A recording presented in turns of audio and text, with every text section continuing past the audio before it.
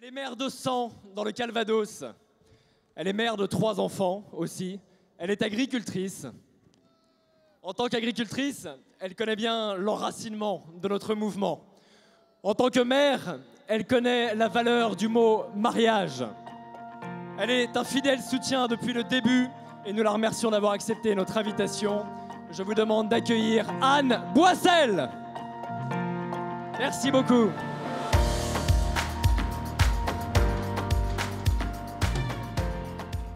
Chères citoyennes et citoyens engagés, chers tous qui êtes si nombreux aujourd'hui. Oui, je m'appelle Anne Boissel, je viens du Calvados et je viens vous parler de la famille. Famille qui nous permet de grandir, famille qui nous permet de s'épanouir, famille qui nous donne des repères et un socle pour affronter les épreuves de la vie. Je suis heureuse de m'adresser à vous aujourd'hui au nom de Nicolas Dupont-Aignan, président de Debout la France et candidat à l'élection présidentielle. Oui, mais ils sont où aujourd'hui les candidats à l'élection présidentielle? Posez-vous la question, car il était d'ailleurs le seul candidat à la présidentielle qui aurait aimé s'exprimer devant vous. Malheureusement, face au refus des autres sans doute gênés de venir vous parler, et ça se comprend, car ils changent souvent de position. Vos organisateurs ont ainsi préféré qu'aucun candidat à l'élection présidentielle ne s'exprime.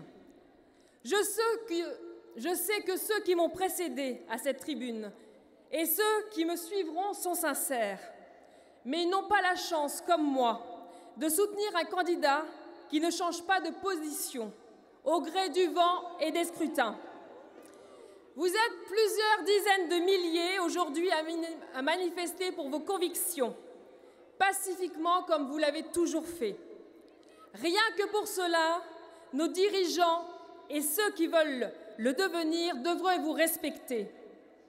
Contrairement à ce que certains ont voulu faire croire pour vous décrédibiliser, vous n'êtes pas une bande d'affreux homophobes, mais des hommes et des femmes conscients de la nécessité pour un enfant à naître d'avoir dans l'idéal un père et une mère.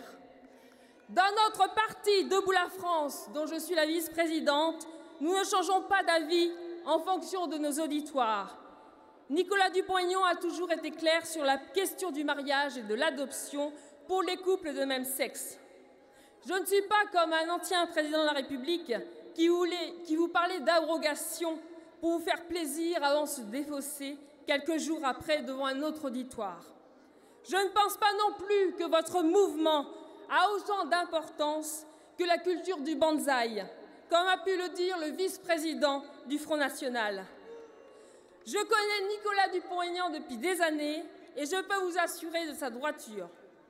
Il a toujours défendu le droit des enfants et toujours refusé le droit à l'enfant.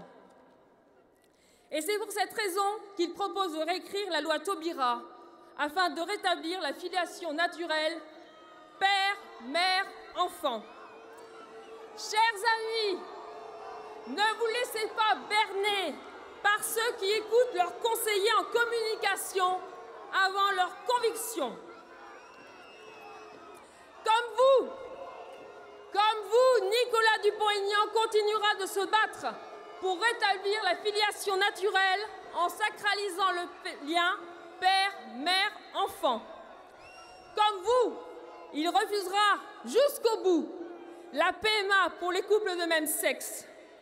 Comme vous, il aura toujours le courage de dire non à la GPA, parce qu'on ne marchandise ni le corps des femmes, ni les enfants.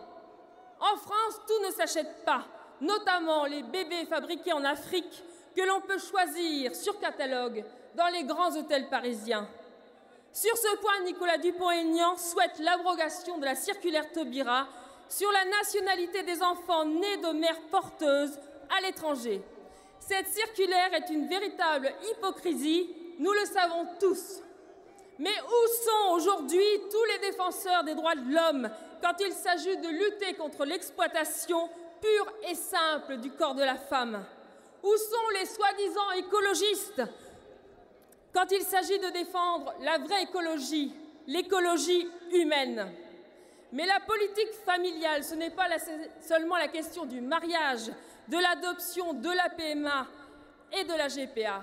Le gouvernement socialiste a depuis 2012 consciencieusement miné l'institution familiale en adoptant toute une série de mesures destinées à pénaliser financièrement les familles.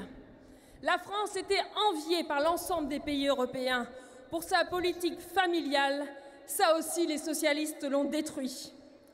Au-delà de votre combat, c'est aussi notre démocratie tout entière qui est en jeu aujourd'hui. Souvenez-vous, il y a 3 ans, quand vous avez déposé plus de 700 000 signatures au Conseil économique, social et environnemental, pétition jugée scandaleusement irrecevable.